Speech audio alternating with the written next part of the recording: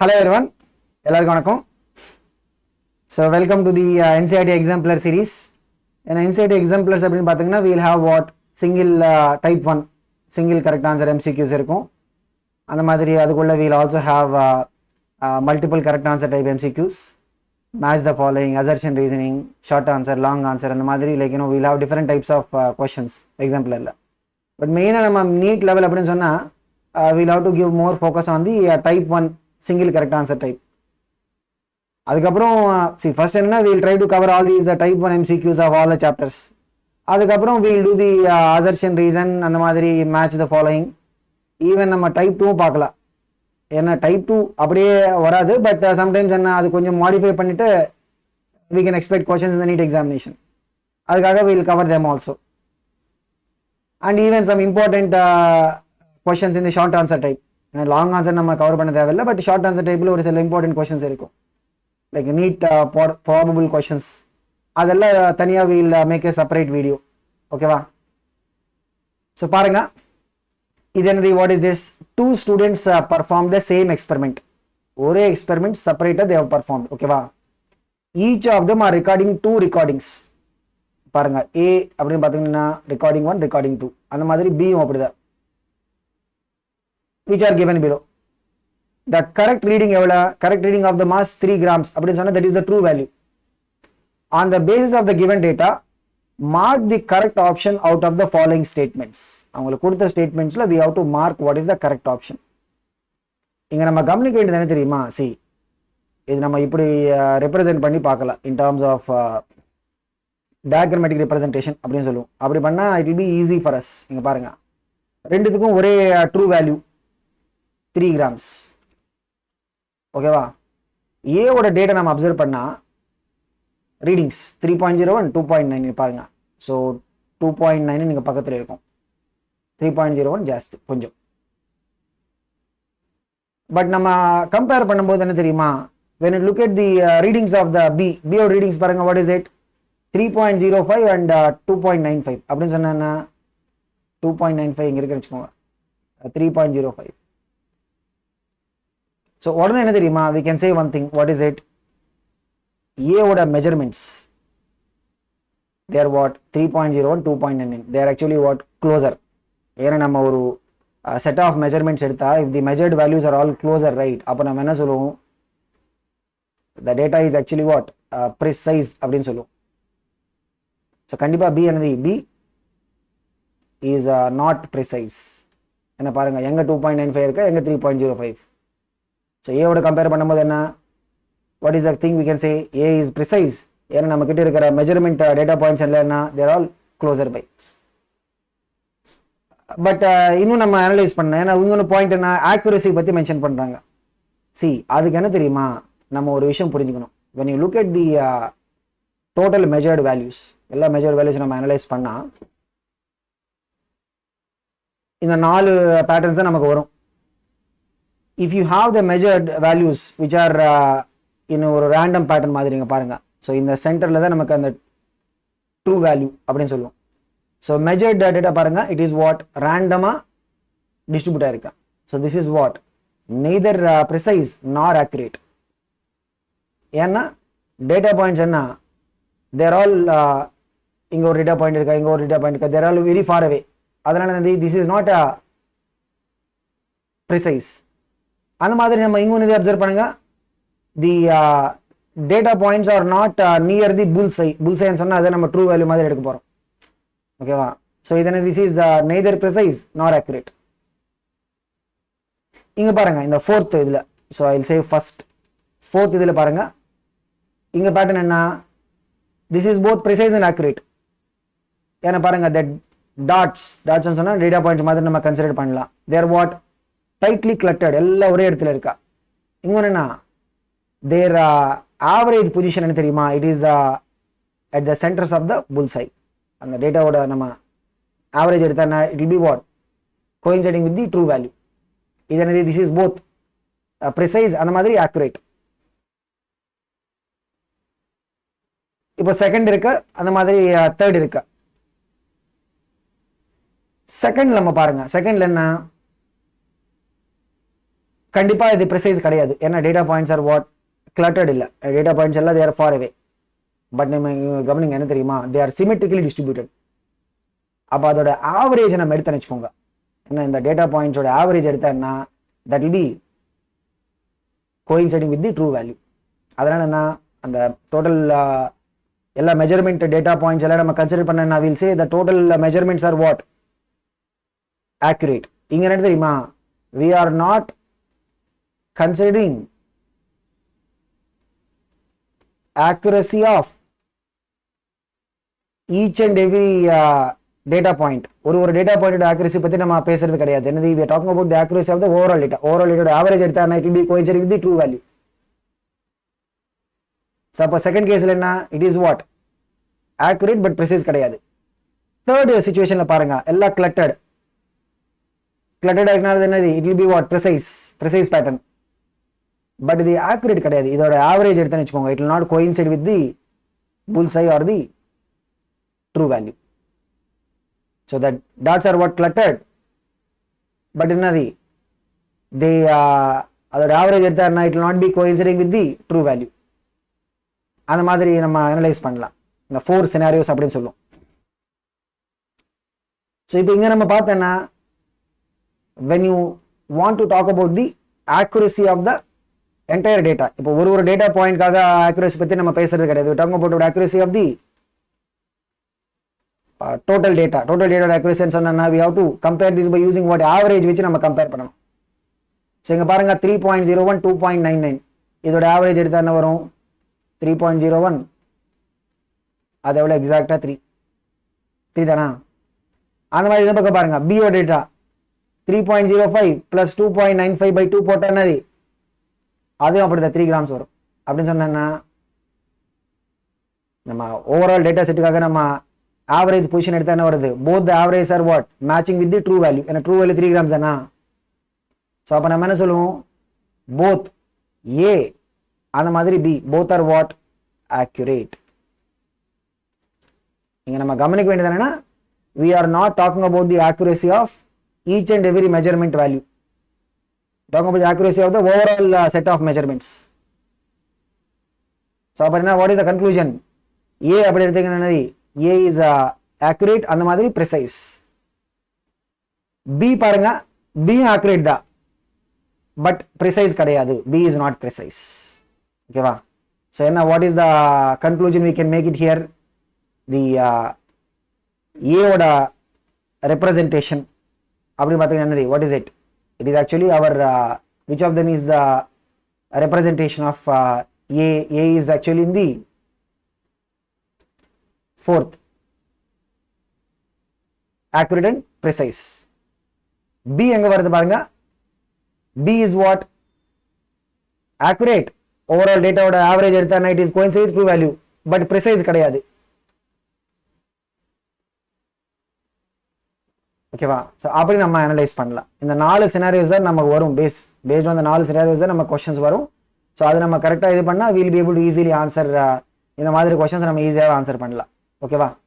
So பாருங்க, இதுக்கு என்ன ஆன்சர் என்ன, the results of student A are both precise அந்த மாதிரி ஆக்குரேட்.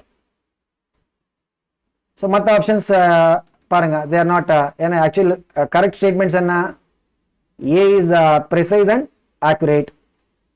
B பத்தி நம்ம ஸ்டேட்மெண்ட் கொடுக்கணும் அப்படின்னு சொன்னது, B we have to say what, B is what accurate but not precise. அதுதான் கரெக்ட் ஸ்டேட்மெண்ட். B பத்தி என்ன, what is the correct statement, it is accurate. overall data average எடுத்தாருன்னா, இதோட ஆவரேஜ் எடுத்தாருன்னா it is coming as what 3 grams. total data average is matching with the true value சொன்னா that is overall data நம்ம accurate மாதிரி consider பண்ண போறோம், but precise கிடையாது. பாருங்க அந்த மாதிரி. அடுத்த கொஸ்டின் பாருங்க, measured temperature on the Fahrenheit scale எவ்வளோ, 200 degrees Fahrenheit. what will be this reading on the Celsius scale. இது என்ன தெரியுமா, டெம்பரேச்சர் கன்வர்ஷன். ஏன்னா நீங்கள் செல்சியஸ் ஸ்கேலில் மெல்டிங் பாயிண்ட் ஆஃப் ஐஸ் எடுத்தால் 0, பாயிலிங் பாயிண்ட் ஆஃப் வாட்டர் எவ்வளோ 100. அதோட ஸ்கேல் லெங்க் அப்படின்னு பார்த்தீங்கன்னா 100 யூனிட்ஸ், 0லேருந்து 100. ஃபாரன்ஹீட்டில் மெல்டிங் பாயிண்ட் ஆஃப் ஐஸ்ன்னு சொன்னால் 32, பாயிலிங் பாயிண்ட் ஆஃப் வாட்டர் எவ்வளோ 212. அதோட ஸ்கேல் லெங்க் எவ்வளோ வரும், 180 வரும். ஏன்னா நம்ம இது ஒரு ஃபார்முலா மாதிரி நம்ம இது பண்ணிக்கலாம், பட் ஐடியா என்ன, ஒரு டெம்பரேச்சர் ஸ்கேலில் அது ரிலேட்டிவ் டிஸ்டன்ஸ் அப்படின்னு சொல்லுவோம். சப்போஸ் த செல்சியஸ் டெம்பரேச்சரோட வேல்யூ ஒரு degree Celsius minus starting point எவ்வளோ 0 பை டோட்டல் ஸ்கேல் லெங்த், அதுதான் நம்ம ரிலேட்டிவ் டிஸ்டன்ஸ் சொல்லுவோம். அந்த ரிலேட்டிவ் டிஸ்டன்ஸோட வேல்யூ என்ன, it should be same on all the temperature scales. அப்போ அது நம்ம ஃபாரன்ஹீட்டோட டெம்பரேச்சர், அந்த கரஸ்பாண்டிங் டெம்பரேச்சர் டிகிரி ஃபாரன்ஹீட் எடுத்தா degree Fahrenheit minus starting point எவ்வளோ 32, டோட்டல் ஸ்கேல் லெங்த் எவ்வளோ 180. இதுதான் இந்த கன்வர்ஷன் ஃபார்முலா யூஸ் பண்ணி we can convert the temperature from செல்சியஸ்ல இருந்து ஃபாரன்ஹீட், அந்த மாதிரி ஃபாரன்ஹீட்ல இருந்து செல்சியஸ். இங்க பாருங்க ஃபாரன்ஹீட்டோட வேல்யூ கொடுத்துருக்காங்க, அப்படியே இது கூட நீங்க சப்ஸ்டிட்யூட் பண்ணா we'll get what Celsius reading வரும். பாருங்க செல்சியஸ் மைனஸ் 0 சொன்னா அது ஒன்றும் வராது. By 100 is equal to what, ஃபாரன்ஹீட்டோட வேல்யூ எவ்வளோ 200 மைனஸ் 32, 200 மைனஸ் 32 அப்படின்னு சொன்னா எவ்வளவு, இட் will be what 168 தானா. இது நம்ம அப்படியே சிம்பிளிஃபை பண்ணா நமக்கு ஆன்சர் கிடைக்கும். சம்டைம்ஸ் என்னன்னா அந்த ஒரிஜினல் ரிலேஷன்ல இருந்து வர கன்வர்ஷன் ஃபார்முலா மாதிரி some of us will remember, அப்படி நீங்க அந்த ஃபார்முலா டைரக்டா யூஸ் பண்ணி நீங்க பண்ணிக்கலாம். இல்லைன்னா we can remember this அந்த ஒரிஜினல் பேஸ் கன்வர்ஷன் ரிலேஷன் அப்படின்னு சொல்லுவோம். ஒரு டெம்பரேச்சர் ஸ்கேலுக்குள்ளன்னா த ரிலேட்டிவ் டிஸ்டன்ஸோட வேல்யூ ஷுட் பி சேம். நீங்க பாருங்க இதுக்கப்புறம் என்ன, இந்த 100 நம்ம அந்த பக்கம் எடுத்துட்டு போனா மேலே போயிடும், நியூமரேட்டர்ல போயிடும். ஸோ செல்சியஸோட value is equal to what 100 by 180 into 168. So இது என்ன 25s or 29s வரும், அவ்வளோதானா. ஸோ இங்கே பாருங்க ஏதாவது கேன்சலேஷன் போகுமான்னு பார்த்தா like no 3 3s are 3 5s 3 6s. So 56 into 5 divided by 3 அவ்வளோதான். ஸோ 56 5s அப்படின்னு சொன்னா what is it, 5 6 are 30, 5 5s are 25. So 280 by 3 இது நம்ம சிம்பிளிஃபை பண்ண என்ன வரும், கண்டிப்பா 3 9s are what 27 தானா, 93.3 அப்படி வரும். ஸோ இங்க என்ன the base relation of the temperature conversion, அது பேஸ் பண்ணி தான் we have done this problem. Base relation அப்படின்னு பார்த்தீங்கன்னா நமக்கு ஒரு ஸ்டாண்டர்ட் எக்ஸ்பிரஷன் மாதிரி இருக்கு. என்னது, ஒரு டெம்பரேச்சர் ஸ்கேலுக்குள்ள தி ரிலேட்டிவ் டிஸ்டன்ஸ் கவர்ட் அப்படின்னு சொல்லுவோம். செல்சியஸ்ல ரிலேட்டிவ் டிஸ்டன்ஸ் கவர்டுன்னு சொன்னா the Celsius reading value minus 0 by 100, ஃபாரன்ஹீட்ல எவ்வளோ Fahrenheit minus 32 by scale length. Kelvin அப்படி பார்த்தீங்கன்னா கெல்வின்ல எவ்வளோ வரும், கெல்வின் மைனஸ் 273.15 by கெல்வினோட ஸ்கேல் லெங்த் எவ்வளோ 273.15 இருந்து 373.15. மெல்டிங் பாயிண்ட் ஆஃப் ஐஸ்ல இருந்து பாயிலிங் பாயிண்ட் ஆஃப் வாட்டர், நடுவில் ஸ்கேல் லெங்த் அப்படின்னு சொன்னா எவ்வளோ 100 தான், அதுவும் ஓகேவா. ஸோ இந்த ரிலேஷன் யூஸ் பண்ணி we will be able to solve what temperature conversions. இதுல இருந்து ஆக்சுவலாக நமக்கு அந்த சிம்பிளிஃபைடு ஃபார்முலா வரும். ஏன்னா நமக்கு சிம்பிளிஃபைடு ஃபார்முலா இருக்கும், degree Celsius is equal to what 5 by 9 into Fahrenheit minus 32 அப்படின்னு சொல்லிட்டு அங்கே இருந்து இந்த ரிலேஷனே வரும் நமக்கு,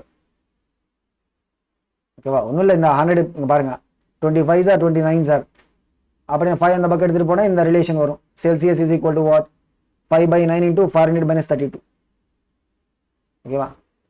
அடுத்த கொஸ்டின் பாருங்க, what will be the molarity. Molarity அப்படின்னு சொன்னா number of moles of solute per 1 liter of the solution. அந்த டெஃபினேஷன்ஸ் நம்ம கிளியரா இருக்கணும். What is the molarity of the solution which contains 5.85 grams of sodium chloride per 500 ml. So இங்க என்ன, what is it, volume of the சொல்யூஷனோட 500 ml அப்படின்னு சொல்றாங்க. இது நம்ம லிட்டர்ல கன்வெர்ட் பண்ண by 1000 போடணும், எவ்வளவு 0.5 liter. அதுக்கப்புறம் என்ன, number of moles of solute. இங்க சொல்யூட் சொன்னா சோடியம் குளோரைடு தானா. So number of moles of solute சொன்னா கிவன் மாஸ் பை சோடியம் குளோரைடோட மோலார் மாஸ். இங்க பாருங்க சோடியம் 23, குளோரைடு எவ்வளவு 35.5, எவ்வளவு வருது, it will be coming as what 58.5 grams வரும். அதுதான் molar mass. Number of moles சொன்னா for any substance number of moles எப்படி கால்குலேட் பண்ணுவோம், given mass by molar mass தானா. ஸோ 58.5 போட்டா என்ன 0.1 moles, இதுதான் number of moles. So molarity அப்படின்னு சொன்னா நம்பர் ஆஃப் மோல்ஸ் by the volume of the solution in liter. The number of moles 0.1 divided by what 0.5 liter. So இது என்னது 1 by 5 அப்படின்னு சொன்னா what is it 0.2 mole per liter. அவ்வளோதான். அடுத்த question பாருங்க. இது ஒரு சொல்யூஷன் நம்ம எடுத்துட்டு when we are adding some solvent, அதை நம்ம dilution அப்படின்னு சொல்லுவோம். or when we are evaporating, அப்போ என்ன தெரியுமா, வெறும் சால்வெண்டோட அமௌண்ட் மட்டும் சேஞ்ச் ஆகும், தவிர சொல்யூட் அமௌண்ட் அப்படியே கான்ஸ்டண்ட்டாக இருக்கும். நீங்கள் பாருங்க, ஒரு 500 ml ஆஃப் 5 molar சொல்யூஷன் நம்ம எடுத்துட்டு என்ன we are adding some solvent, அப்போ தான் நம்ம dilution அப்படின்னு சொல்லுவோம். ஓகேவா? ஸோ அப்படி ஆட் பண்ணிட்டு என்ன the final situation என்ன வருது பாருங்க. final volume is what, 1500 ml வருது. what will be the molarity of the solution obtained, அந்த ஃபைனல் சொல்யூஷனோட molarity எவ்வளோ அப்படின்னு கேட்குறாங்க. ஸோ நம்ம சப்போஸ் இது ஒரு நம்ம எக்ஸ் அப்படின்னு சொன்ன வச்சுக்கோங்க, அந்த எக்ஸோட வேல்யூ நமக்கு வேணும். ஸோ இங்கே நம்ம யூஸ் பண்ண போகிற கான்செப்ட் என்னென்னு பார்த்தீங்கன்னா, சொன்ன மாதிரி டைல்யூஷன் ஆகட்டும் எவாபரேஷன் ஆகட்டும் வெறும் சால்வெண்டோட இதில் தான் எஃபெக்ட் வரும், தவிர சொல்யூட் அமௌண்ட் மாறாது, அது will be constant.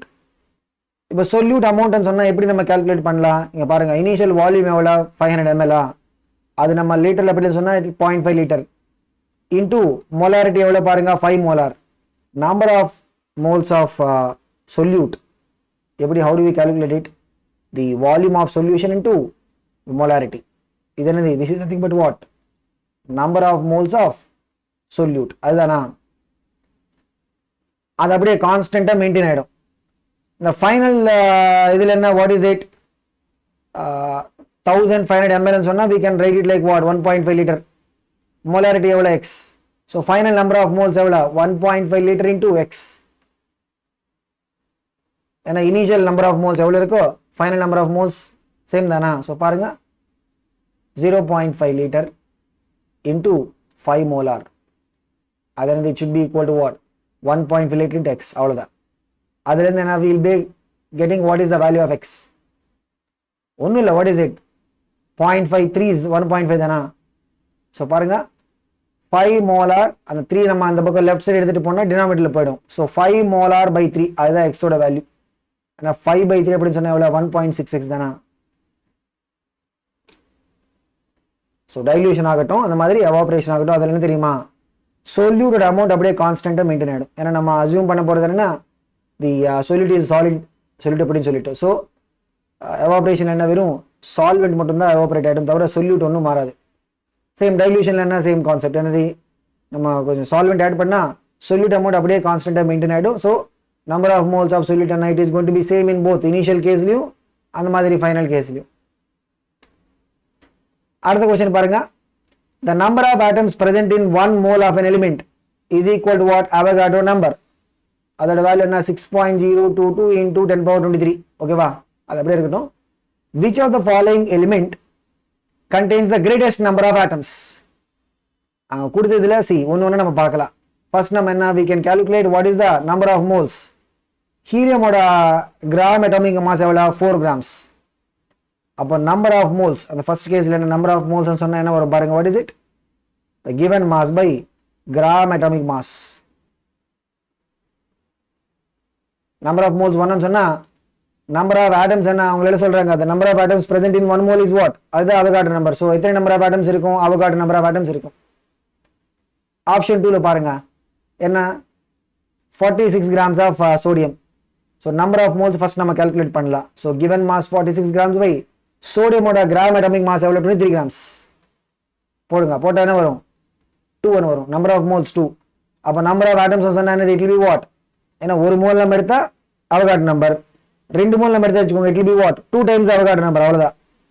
இந்த தேர்ட் கேஸில் பாருங்க, தேர்ட் கேஸ் என்ன, 0.4 grams of calcium. So first நம்ம நம்பர் ஆஃப் மோல்ஸ் கால்குலேட் பண்ணலாம். 0.4 பை கால்சியமோட கிராம் அட்டாமிக் மாஸ் எவ்வளோ, 40. போட்டால் என்ன வருது, 0.01 அப்படின்னு வருது பாருங்க. ஸோ 0.01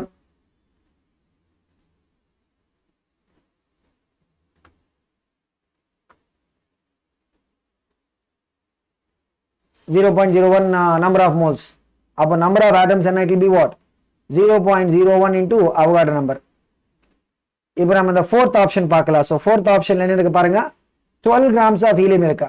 ஸோ ஃபோர்த் ஆப்ஷன்ல 12 grams ஆஃப் ஹீலியம் அப்படின்னு சொன்னா நம்பர் ஆஃப் மோல்ஸ் எத்தனை, given mass by ஹீலியமோட கிராம் அட்டாமிக் மாஸ் 4 grams என்ன வருது பாருங்க, 3 என வருது. ஸோ அப்போ நம்பர் ஆஃப் ஆட்டம்ஸ் சொன்னா it will be what, 3 times Avogadro number. So எங்கே நமக்கு நம்பர் ஆஃப் ஆட்டம்ஸ் ஜாஸ்தியாக வரும்? ஆப்ஷன் 4ல் நமக்கு ஜாஸ்தியாக வரும். ஓகேவா? அந்த மாதிரி. அடுத்த கொஸ்டின் பாருங்க. if the concentration of glucose formula என்ன? C6H12O6 in the blood குள்ள what is the concentration of glucose? 0.9 gram per liter. what will be the molarity of glucose in blood? molarity கேக்குறாங்க. so molarity அப்படின்னு சொன்னா என்ன? what is molarity? number of moles of solute per liter of the solution. அதுதானா? that is what is the molarity of definition. இங்க பாருங்க, நம்ம கிட்ட இருக்கிற இன்ஃபர்மேஷன் என்ன? அந்த குளுக்கோஸோட கான்சென்ட்ரேஷன் எவ்வளவுன்னு சொல்றாங்க. it will be what? 0.9 gram per liter. Suppose நம்ம 1 லிட்டர் நம்ம எடுத்துன்னு வச்சுக்கோங்க, அதுக்குள்ள what is the amount of, ஏன்னா கான்சென்ட்ரேஷன் என்னன்னு சொல்றாங்க? 0.9 gram per liter அப்படின்னு சொல்றாங்க. அதுக்குள்ள என்ன இருக்கு தெரியுமா? will be having what? 0.9 grams of glucose இருக்கும். ஏன்னா அந்த 1 லிட்டருக்குள்ள எவ்வளவு? 0.9 grams of glucose இருக்கும். அதுக்கான கரஸ்பாண்டிங் நம்பர் ஆஃப் மோல்ஸ் நம்ம கால்குலேட் பண்ணா போதும், அவ்வளவுதான். ஏன்னா குளுக்கோஸோட மோலார் மாஸ் அந்த ஃபார்முலா பேஸ் பண்ணி C6H12O6 அந்த ஃபார்முலா பேஸ் பண்ணி மோலார் மாஸ் எவ்வளவு வரும்? இது ரொம்ப ஸ்டாண்டர்ட், இது 180 grams. So number of moles சொன்னா 0.9 பாருங்க எவ்வளவு வரும்? it will be what? 0.9/180 அப்படின்னு சொன்னா we can take it like what? 9/1800. இது எவ்வளவு? 9 ones are 9, 1/200 வருது. ஸோ அப்படின்னு சொன்னா it will be what? 5 into 10 power minus 3 moles. 1/200 சொன்னா எவ்வளவு? it will be what? 5 into 10 power minus 3. இதனது this is the number of moles present in what? 1 litre solution குள்ள.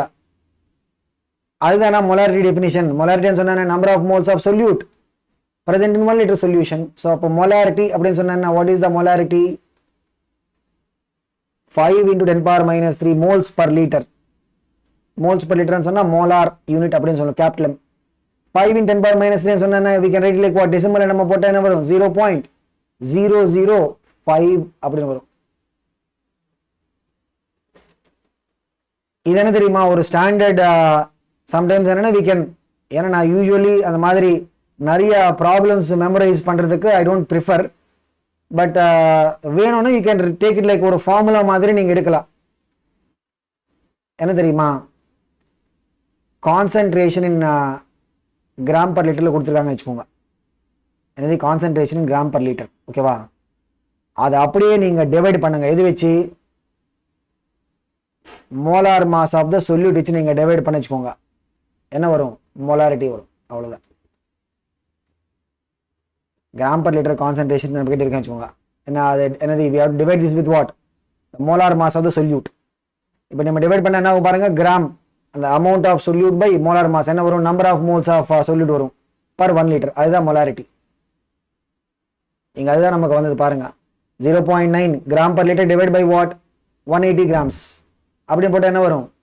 0.005 molar. இந்த மாதிரி we can remember it like ஒரு standard formula மாதிரி நம்ம we can try to remember it. ஓகேவா? But இவ்வளவா நம்ம formulas memorise பண்றதுக்கு try பண்ணா it will be loading our brain too much. நம்ம ஒரு ஜெனரல் அப்ரோச் எடுத்துட்டு நம்ம ப்ரொசீட் பண்ணலாம். அடுத்த क्वेश्चन பாருங்க.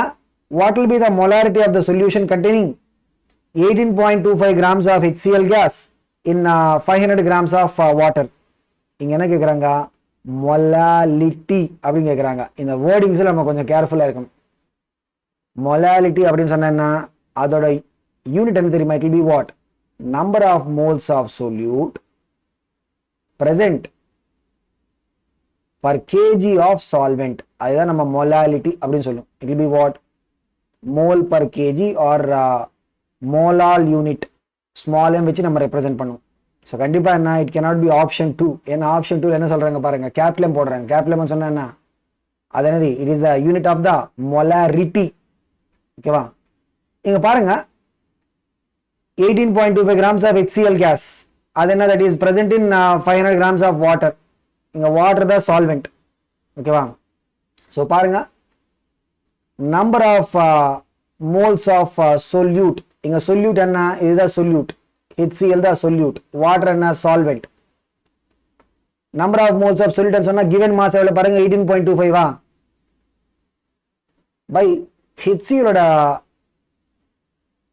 மோலார் மாஸ் எவ்வளவு 1 plus 35.5 36.5 grams. அப்படின்னு பார்த்தீங்கன்னா what is it 0.5. அது என்னது number of moles of the solute. mass of the solvent பாருங்க, mass of solvent எவ்வளவு 500 grams. ஏன்னா நம்ம கிலோகிராம்ஸ்ல நம்ம கன்வெர்ட் பண்ண என்ன வரும், it will be what 0.5 kg அப்படின்னு வரும். என்ன 500 grams சொன்னா என்ன divide by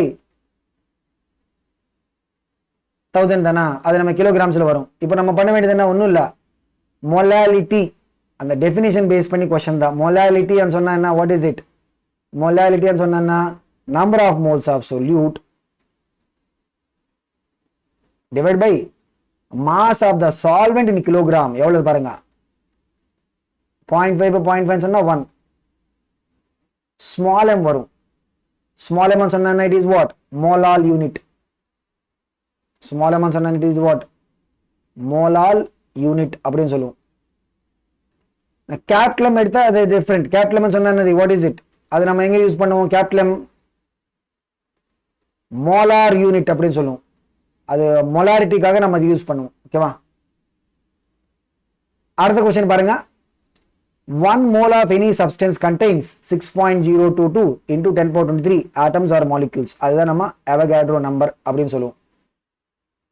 The number of molecules of H2SO4 present in 100 ml of 0.02 molar sulfuric acid solution. இது நம்ம எப்படி பண்ணலாம் பாருங்க. நம்பர் ஆஃப் மாலிக்யூல்ஸ் நம்ம கால்குலேட் பண்ணணும். நம்ம கிட்ட என்ன இருக்கா, வால்யூம் ஆஃப் த சொல்யூஷன் இருக்கா, எவ்வளவு 100 ml. 100 ml சொன்னா 0.1 லிட்டர். அதுக்கப்புறம் மொலாரிட்டியும் நமக்கு இருக்கா, அந்த H2SO4 சொல்யூஷனோட மொலாரிட்டி நம்ம கிட்ட இருக்கா. மொலாரிட்டி எவ்வளோ, அவங்களுக்கு கொடுத்த வேல்யூஸ் தான், எவ்வளோ பாருங்க 0.02.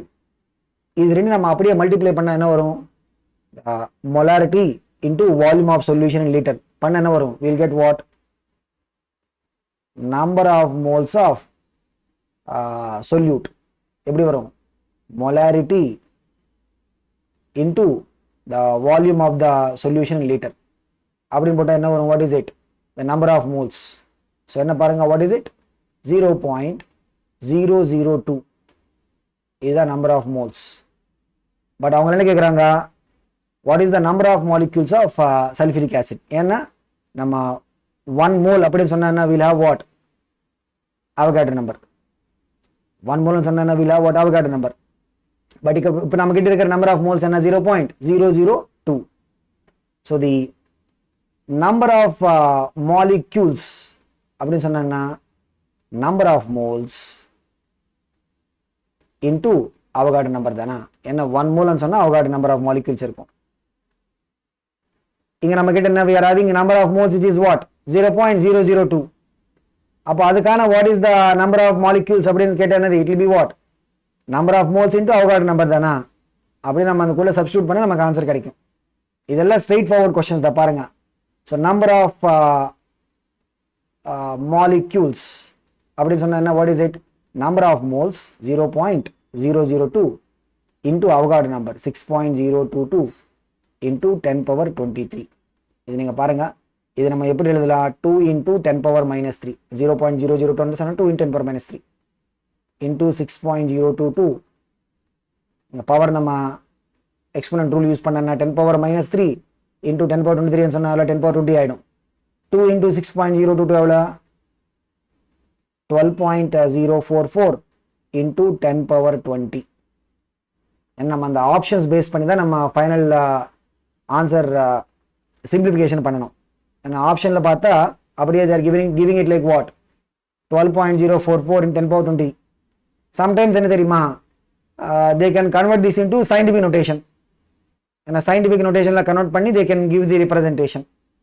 அதுவும் நம்ம ரெடியாக இருக்கணும். ஓகேவா, ஏன்னா இந்த 12.044 இன்டூ 10 power 20 சொன்னா it is not scientific notation. அது scientific notation கிடையாது. அதுக்கான corresponding scientific notation எப்படி வரும் பாருங்க. It will be what?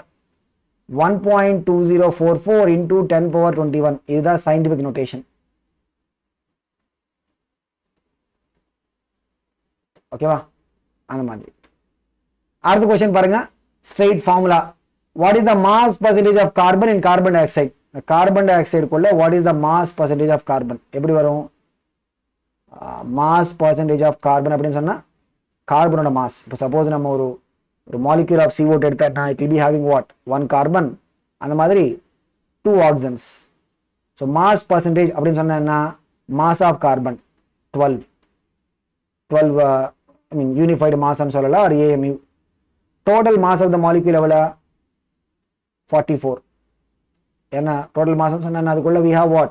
ஒரு கார்பன் ஆட்டம் இருக்கு, அந்த மாதிரி 2 ஆக்சிஜன் ஆட்டம்ஸ் இருக்கு. into 100 என்ன பர்சன்டேஜ் சொன்னா into 100 போடணும். ஸோ அவ்வளோதான். பாருங்க what is it? 12/44 into 100. So இங்க பாருங்க 4 11s 4 3s. ஸோ 300/11 அப்படி வருது. So that is the mass percentage. 300/11 சொன்னா எவ்வளோ? It will be what? So கண்டிப்பா 11 2s are what? 22. அப்படியே நம்ம டிவைட் பண்ண நார்மல் டிவிஷன் தான் இதுக்கப்புறம். ஸோ என்ன 11 2s are what? 22வா? ஒரு 8 வரும். ஓகே. ஸோ அதுக்கப்புறம் 11 7s are what? 77 3. நம்ம ஒரு டெசிமல் போட்டால் என்ன? அதுக்கப்புறம் we'll have what? ஸோ 27.2. அதுக்கப்புறம் நம்ம கால்குலேட் பண்ண தேவையில்லை. ஏன்னா நம்ம 27 பாயிண்ட் பார்த்த உடனே ஒரே ஒரு ஆப்ஷன் கூட தான் அந்த மாதிரி 27 வருது. அது பார்த்துட்டு we can conclude. ஏன்னா நீட் லெவல் நம்ம அப்படி சொல்லும்போது என்ன, we don't have to உட்கார்ந்துட்டு we don't have to do it up to the last decimal place வரைக்கும் நம்ம கால்குலேஷன் பண்ண தேவையில்லை. ஓகேவா? அடுத்த கொஸ்டின் பாருங்க. the empirical formula and molecular mass of a compound are what? CH2O. empirical formula சொன்னா the simple formula எவ்வளவு? CH2O. அந்த மாதிரி மாலிகுலர் மாஸ் கொடுத்துருக்காங்க. மாலிகுலர் மாஸ் எவ்வளோ? 180 grams. ஆக்சுவலாக என்ன கிராம் மாலிகுலர் மாஸ். அதுல என்ன what is the molecular formula of the compound? இது என்ன வாட் இஸ் த திங்? ஒரு ஸ்டாண்டர்ட் ரிலேஷன் பேஸ் பண்ணி this is a question. Empirical ஃபார்முலாலேருந்து we can calculate what? நம்ம இம்பெரிக்கல் மாஸ் நம்ம கால்குலேட் பண்ணலாம். எனது we can calculate இம்பெரிக்கல் மாஸ். ஒன்றும் இல்லை, இம்பெரிக்கல் மாஸ் எப்படி வரும்? கார்பன் 12, 2 ஹைட்ரோஜன் இருக்கு, 2 into 1, ஒரு ஆக்சிஜன் 16. எவ்வளோ வருது பாருங்க. இது என்ன? 30. அதுதான் எம்பிரிக்கல் மாஸ். இங்க என்ன வாட் இஸ் த ரிலேஷன்? ஒரு மாலிகுலர் ஃபார்முலாலேருந்து ஒரு காமன் ஃபேக்டர் எடுத்து நம்ம டிவைட் பண்ணா we'll get what? Empirical formula வரும். ஸோ என்ன பாருங்க, மாலிகுலர் ஃபார்முலா அது என்னது? we'll divide this with what? ஒரு காமன் ஃபேக்டர் வச்சு நம்ம டிவைட் பண்ணா எம்பிரிக்கல் ஃபார்முலாவே வரும். சேம் அந்த ரிலேஷன் அப்படியே என்ன we'll have between the molecular mass and empirical mass also. என்னது? molecular mass by that common factor Z அப்படின்னு சொல்லுவோம் is equal to what? empirical mass. இப்போ நம்ம கிட்ட என்ன இருக்கா? molecular mass ஆல்ரெடி கொடுத்துருக்காங்க ஏற்கனவே. இப்போ we have calculated the empirical mass. அதுலேருந்து we can get what is this common factor Z ஓட வேல்யூ. பாருங்க Z ஓட வேல்யூ எப்படி வரும்? what is the Z value பாருங்க. Z அப்படின்னு சொன்னா ரீஅரேஞ்ச் பண்ண என்ன வரும் பாருங்க, molecular mass by empirical mass. அதுதான் காமன் ஃபேக்டரோட வேல்யூ. molecular mass எவ்வளோ? 180, empirical mass எவ்வளோ? 30. காமன் ஃபேக்டர் என்ன பாருங்க? 6. அதுக்கப்புறம் ஒன்றும் இல்லை. ஸோ இதுலேருந்து என்ன பாருங்க, மாலிகுலர் ஃபார்முலா அப்படின்னு சொன்னா empirical ஃபார்முலா இருக்கிற ஒரு டேர்ம் என்ன we have to multiply. Z அந்த பக்கம் போனா மல்டிப்ளிகேஷன் மாதிரி ஆயிடும் பாருங்க. empirical ஃபார்முலா அப்படியே நம்ம மல்டிப்ளை பண்ணணும் பாருங்க. 6 வச்சு நம்ம மல்டிப்ளை பண்ணணும். ஸோ 6 கார்பன்ஸ் வரும். நம்ம 6C போடக்கூடாது. we should write like what? C6 அப்படின்னு போடணும். ஆல்ரெடி ஒரு 2 ஹைட்ரோஜன்ஸ் இருக்கா. 6 into 2 போட்டா 12. 6 ஆக்சிஜன்ஸ். அவ்வளோதான். என்ன what is it? குளுக்கோஸ். அடுத்த கொஸ்டின் பாருங்க. இது நமக்கு சிக்னிஃபிகன்ட் பேர் பேஸ் பண்ணி வருது. if the density of a solution is 3.12 gram per ml, density கொடுத்துருக்காங்க பாருங்க. ஸோ டென்சிட்டி எவ்வளவு? 3.12 gram per ml அப்படின்னு சொல்றாங்க. the mass of 1.5 ml of the solution is significant figures. So volume எவ்வளோ 1.5 ml, அதோட கரஸ்பாண்டிங் மாஸ் கேட்குறாங்க. ஏன்னா mass சொன்ன என்ன ஒரு சிம்பிளான ஃபார்முலா தானே. What is mass? Volume into density. So பாருங்க 1.5 ml into 3.12 gram per ml. ml அப்படியே கேன்சல் ஆகிடும். ஸோ ஃபைனல் ஆன்சர் என்ன? It will be coming in terms of grams. கிராம்ஸில் தான் நமக்கு வரும். ஸோ 1.5 into 3.12 அப்படின்னு போட்டால் என்ன வரும் பாருங்க. What is it? 4.680 தான் வரும். நார்மல் நம்ம அப்படியே மல்டிப்ளை பண்ணால் என்ன வரும்?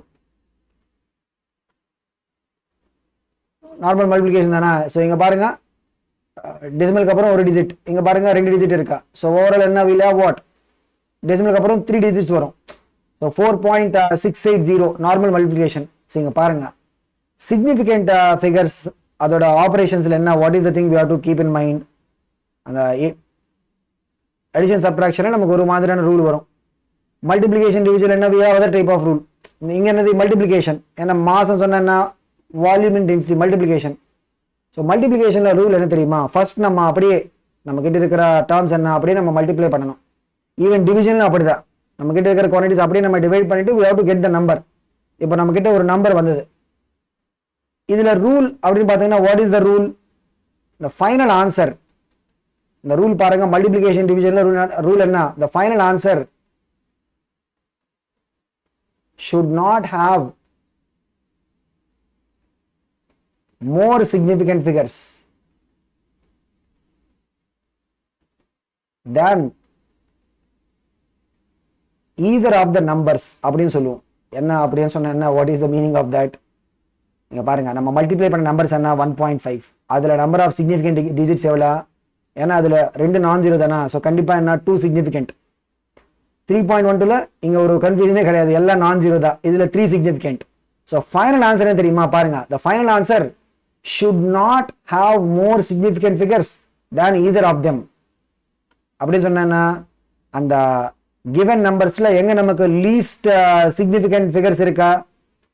1.5ல தான் நமக்கு லீஸ்ட் இருக்கா, that is 2. So final answer என்ன தெரியுமா? நம்ம ரவுண்ட் ஆஃப் பண்ணணும். எப்படி? we should round off to 2 significant figures. எங்க நமக்கு least number of significant figures இருக்கோ நம்ம அந்த சிக்னிஃபிகண்ட் ஃபிகர்ஸ் வர வரைக்கும் நம்ம ரவுண்ட் ஆஃப் பண்ணணும். அவ்வளவுதான் கான்செப்ட். ஓகேவா? ஏன்னா இந்த பிரின்சிபல் நமக்கு ஞாபகம் வச்சுக்கணும். ஸோ அப்படின்னு சொன்னா we should round it off to what? 2 significant figures வர வரைக்கும் நம்ம ரவுண்ட் ஆஃப் பண்ணணும். அவ்வளவுதான், முடிஞ்சு போச்சு. ஸோ இப்போ பாருங்க நம்ம கிட்ட என்ன இருக்கா? 4.680வா? இதுல பார்த்தா இனிஷியல் என்ன? we have 4 significant. ஏன்னா நீங்க பாருங்க 4, 6, 8 எல்லாம் என்ன? நான் ஜீரோ சிக்னிஃபிகண்ட். அப்புறம் அந்த ரைட் சைட்ல வர ஜீரோ எங்க வருது? It is a trailing zero in decimal number அப்படின்னு சொல்லுவோம். ஏன்னா டெசிமல் நம்பர்ல இருக்க ரைட் சைடு ஜீரோஸ் எல்லாம் அதுவும் சிக்னிஃபிகண்ட் தான். ஸோ 4 சிக்னிஃபிகண்ட் இருக்கா. ஃபர்ஸ்ட் நம்ம இந்த லாஸ்ட் ஜீரோல இருந்து நம்ம ரவுண்ட் ஆஃப் பண்ணணும். ஜீரோ அப்படியே நம்ம ரவுண்ட் ஆஃப் பண்ண என்ன வரும்? 4.68 வரும். இதுல என்ன? இப்போ 3 சிக்னிஃபிகண்ட் இருக்கா. பட் நமக்கு வேண்டியது என்ன? 2 சிக்னிஃபிகண்ட் வர வரைக்கும் நம்ம ரவுண்ட் ஆஃப் பண்ணணும். மறுபடியும் நான் இங்க ஸ்டெப். இப்போ பாருங்க நம்ம ரவுண்ட் ஆஃப் பண்ண வேண்டியது என்ன? 8 இஸ் மோர் தேன் 5. நம்ம ரவுண்ட் ஆஃப் பண்ண வேண்டிய லாஸ்ட் டிஜிட் மோர் தேன் 5 இருந்தா அதுக்கான ப்ரீவியஸ் இதுல என்ன? we have to add 1 அப்படின்னு சொன்னா நம்ம அந்த ரவுண்ட் ஆஃப் பண்ணும்போது it will be what? 6 கூட we have to add 1. ஏன்னா நம்ம ரவுண்ட் ஆஃப் பண்ண வேண்டிய நம்பர் என்ன? 8 which is more than 5. அதுக்காக ப்ரீவியஸ் டிஜிட்ல என்ன? we have to do +1. அவ்வளவுதான். இப்போ பாருங்க 4.7ல எவ்வளவு? 2 சிக்னிஃபிகண்ட் தான் இருக்கும். ஓகேவா? அந்த மாதிரி. சோ ஏன்னா இந்த ரூல் நமக்கு ஞாபகம் வச்சுக்கணும். அடுத்தது பாருங்க, இது ஒரு தியரிட்டிக்கல் क्वेश्चन தான். which of the following statements about a compound is incorrect? பார்க்கலாம் ஒண்ணு. நம்ம a molecule of a compound has atoms of different elements. என்ன நம்ம compound அப்படியே சொன்னா we will generally take like what? NaCl, MgCl2 இதெல்லாம் என்ன? all these are examples of the compounds. so அதுல என்ன? we will have what? the atoms of different elements இருக்கும். so இது என்னது? இது கரெக்ட் தான். நம்ம எதுக்காக we are looking for what? incorrect பாருங்க. so எதுக்காக we are looking for incorrect? a compound cannot be separated into its constituent elements by physical methods of separation. கண்டிப்பா நீங்க NaCl எடுத்தா அதுல இருந்து you cannot அப்படியே physical methods வச்சு you cannot separate this into sodium and chloride மாதிரி நம்ம separate பண்ண முடியாது. ஓகேவா? அதுக்கு என்ன we have to use another physical method நம்ம பண்ண முடியாது. we can do by using what electrolytic methods அந்த மாதிரி நம்ம பண்ணலாம். அதில் நமக்கு ஃபர்தர் சாப்டர்ஸில் வரும். பட் இங்கே என்னது ஃபிசிக்கல் மெத்தட்ஸ் வச்சு நம்ம செப்பரேட் பண்ண முடியாது. ஸோ கண்டிப்பாக அவங்கள சொன்ன பாயிண்ட் கரெக்ட் தான். ஆப்ஷன் 1 ஸ்டேட்மெண்ட் கரெக்ட் ஸ்டேட்மெண்ட் தான். அந்த மாதிரி ஸ்டேட்மெண்ட் வருது அதுவும் கரெக்ட் தான். ஸ்டேட்மெண்ட் 3 பாருங்க. A compound retains the physical properties of the constituent elements. இது கரெக்ட் கிடையாது. ஏன்னா நம்ம NaCl அப்படின்னு எடுத்தா அதுக்கு தனியாக ஒரு செட் ஆஃப் ப்ராப்பர்ட்டிஸ் இருக்கும். இது என்னது அதுக்குள்ள சோடியமோட ப்ராப்பர்ட்டிஸோ இல்லைன்னா குளோரினோட ப்ராப்பர்ட்டிஸோ வராது. ஓகேவா? சோடியமோட ப்ராப்பர்ட்டிஸோ இல்லை குளோரினோட ப்ராப்பர்ட்டிஸோ வராது. ஏன்னா குளோரின் சொன்னால் அது என்ன ரூம் டெம்பரேச்சர் கேஸஸாக இருக்கும். சோடியம் சொன்னால் மெட்டாலிக் ஸ்டேட். சோடியம் குளோரைடு சொன்னா அதுக்கு ஒரு தனியான ப்ராப்பர்ட்டிஸ் இருக்கும். ஸோ ஒரு காம்பவுண்ட் என்ன it will not retain the physical properties of the constituent elements. அந்த காம்பவுண்ட் இருக்கிற கன்ஸ்டிட்யூண்ட் எலிமெண்டோட ப்ராப்பர்ட்டிஸ் ரிட்டைன் ஆகாது. ஓகேவா? பட் இங்க என்ன சொல்றாங்க காம்பவுண்ட் ரீடைன்ஸ் த பிசிக்கல் ப்ராப்பர்ட்டிஸ் அப்படின்னு சொன்னா தட் இஸ் த இன்கரெக்ட். ஓகேவா? அந்த மாதிரி நம்ம ஸ்டேட்மெண்ட் 4 பார்க்கலாம். The ratio of atoms of different elements in a compound is fixed. இப்போ சப்போஸ் நம்ம CO2 எடுத்தா வச்சுக்கோங்க, அதுல என்ன the ratio of carbon atoms to oxygen அது அப்படியே ஃபிக்ஸ்டா இருக்கும். அப்பதான் அதுக்கு ஒரு காம்பவுண்ட் ஃபார்முலா மாதிரி நம்ம எழுத போறோம். ஓகேவா? the ratio of atoms of different elements and it will be always what என்ன fixed ratio தான் இருக்கும். அடுத்த क्वेश्चन பாருங்க. இது ஒரு theoretical question தான். which of the following statements is correct about the reaction? என்னது கரெக்ட்னு கேக்குறாங்க. so first இந்த மாதிரி ஒரு ரியாக்ஷன் கொடுத்துட்டு whenever they are giving analysis based on the reaction rate உடனே என்ன தெரியுமா நம்ம ஃபர்ஸ்ட் செக் என்ன பண்ணணும் is this balanced or not அது நம்ம செக் பண்ணணும். பாருங்க பேலன்ஸ்ட் எப்படி பேலன்ஸ்ட் இல்லைன்னு நமக்கு எப்படி தெரியும்? லெஃப்ட் சைடுல 4 அயர்ன் இருக்கா, ரைட் சைடுல பாருங்க 2 2s are 4 தானா, லெஃப்ட் சைடுல 3 2s are 6 ஆக்சிஜன்ஸ், ரைட் சைடுல பாருங்க அங்கேயும் 6 தான். which means what இது என்னது it is a balanced equation. இப்போ நம்ம பார்க்கலாம் ஒன்னொன்னா. so statement 1 பாருங்க. statement 1ல என்ன சொல்றாங்க? what they are saying the total mass of iron oxygen in the reactants is equal to total mass of iron oxygen in the product. therefore it follows law of conservation of mass. கரெக்டா இல்லையா? அதுதான ஒரு balanced ஈக்குவேஷனோட ரெப்ரசன்டேஷன்ல என்ன what is the conclusion? the total mass of the different elements reactant சைடுலயும் அந்த மாதிரி product சைடுலயும் ரெண்டு values என்னது will be same. அதனால என்ன ஆகும்? it will be satisfying what law of conservation of mass. so ஒரு balanced chemical equation அப்படின்னு சொன்னா it will be able to show எப்படி how the law of conservation of mass will be satisfied by the chemical reactions. அவ்வளவுதான். that is the correct. so இதுல என்ன we are kind of lucky. first statementலயே we are able to find out. but வேணும்னா we can check மத்த statement நம்ம check பண்ணி பார்க்கலாம். பாருங்க total mass of reactants is equal to total mass of the product. அது correct தானா? law of conservation of mass. therefore the law of multiple proportions is followed. that is incorrect. ஏன்னா total mass of reactant is equal to total mass of product சொன்னது that is the law of conservation of mass. law of multiple proportion கிடையாது. அந்த மாதிரி statement 3 பாருங்க. amount of Fe2O3 can be increased by taking any one of the reactants in excess. ஏன்னா நம்ம ஒரு balanced equation analysis stoichiometric analysis அப்படின்னு சொல்லுவோம். அங்க என்னது what is the thing we learn? the final product அதோட formation rate it will depend upon what limiting reagent மேல depend ஆகும். ஏன்னா வெறும் either we increase iron amount இல்லைன்னா we increase oxygen amount அதுல இருந்து நமக்கு என்ன ப்ராடக்ட் இன்க்ரீஸ் ஆகாது. ஏன்னா ரெண்டு like we have to increase both iron amount நம்ம இன்க்ரீஸ் பண்ணணும், அந்த மாதிரி oxygen amount நம்ம இன்க்ரீஸ் பண்ணணும். அப்பதான் என்ன we will get more amount of product. வெறும் one of them மட்டும் நம்ம இன்க்ரீஸ் பண்ண வச்சுக்கோங்க என்ன ஆகும்? Reaction will be stopped till எது whichever is in a lesser proportion, right? அதுதான் நம்ம limiting reagent அப்படின்னு சொல்லுவோம். அந்த limiting reagent கம்ப்ளீட் ஆன வரைக்கும் the reaction will proceed. அதுக்கப்புறம் ரியாக்ஷன் அப்படியே ஸ்டாப் ஆயிடும். ஸோ நம்ம ரெண்டு அமௌண்ட்ஸ் இன்க்ரீஸ் பண்ணதா we will get more product. ஓகேவா? So amount of Fe2O3 can be increased by taking any one of the reactants in excess அப்படின்னு சொன்னா அது கரெக்ட் கிடையாது. நம்ம 2 எக்ஸஸாக எடுக்கணும், அப்போ தான் நமக்கு ஜாஸ்தி ப்ராடக்ட் வரும். வெறும் ஒன் ஆஃப் த ஐரனோ இல்லைன்னா ஆக்சிஜன் அது மட்டும் நம்ம இன்க்ரீஸ் பண்ணா we will not be able to get more product. அந்த மாதிரி ஸ்டேட்மெண்ட் 4 பாருங்க, amount of Fe2O3 produced will decrease if the amount of any one of the reactants is taken in excess. So கண்டிப்பாக இதாகாது. ஏன்னா at least one of them நீங்கள் excess எடுத்தான்னா you are not going to get the product to be lesser.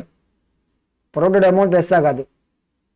அந்த reaction எந்த வரைக்கும் proceed ஆகும், it will proceed till the limiting reagent is complete. அவ்வளோதான்.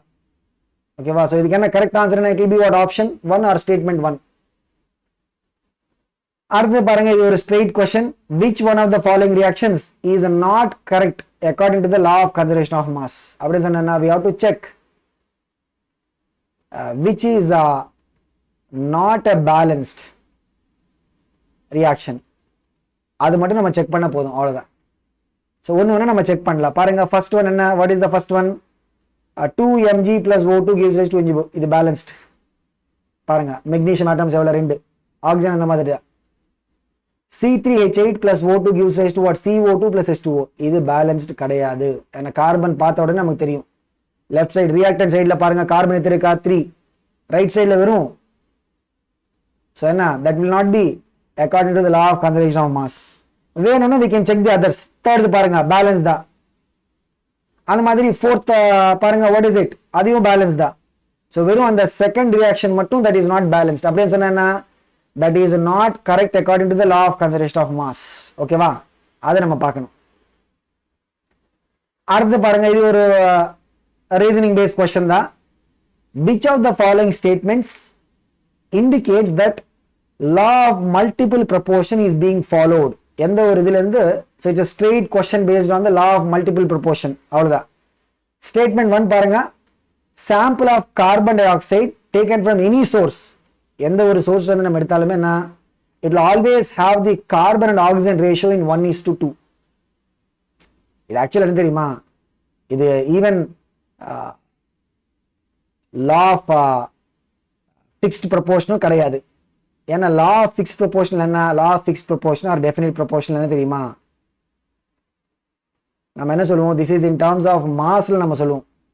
ஒரு particular compound எடுத்தா என்ன, the mass ratio of different elements will always remain fixed irrespective of the source. ஓகேவா? But இங்க என்ன பாருங்க, they are saying in terms of what? the ratio in terms of the atoms.